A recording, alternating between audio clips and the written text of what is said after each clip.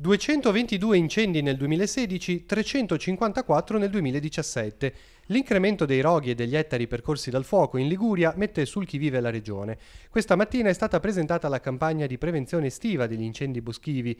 La novità consiste nel maggior coinvolgimento dei volontari, 2000 in tutta la Liguria, che saranno organizzati in squadre di 4 persone pronte a partire. Previste attività di formazione e addestramento. In alcuni incendi arrivano prima i volontari, quindi hanno necessità di avere della formazione specifica per la gestione delle prime ore dell'incendio. Questa verrà fatta a breve anche con la collaborazione stessa dei Vigili del Fuoco, ma stiamo avviando un progetto europeo con diverse altre regioni, tipo la Toscana, la Sardegna, la Corsica e l'ex regione Pacà, con le quali divideremo un programma, un progetto di antincendio boschivo e saranno previsti anche dei corsi molto più specialistici a favore dei nostri volontari. La Regione prevede di investire 4,3 milioni di euro derivanti dal piano di sviluppo rurale, pronti a essere erogati a 11 comuni liguri che hanno presentato domanda di contributo per le attività di prevenzione e contrasto degli incendi.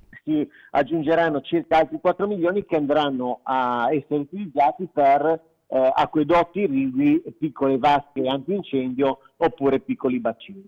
Infine c'è la questione della flotta aerea. Su questo non sembrano esserci significativi passi avanti. 2 elicotteri ce l'abbiamo sempre tutto l'anno, uno nell'aeroporto di San Lazzaro a Imperia e uno su Genova. Ne avremo un terzo per 3 mesi che verrà dislocato, verrà posizionato dove più riterremo necessario, e a questi si aggiunge l'unico Canadair per tutto il centro-nord Italia. Chiaramente questo è un problema, però abbiamo già provato negli anni a chiedere il potenziamento di velivoli a flotta dello Stato, ma non siamo riusciti.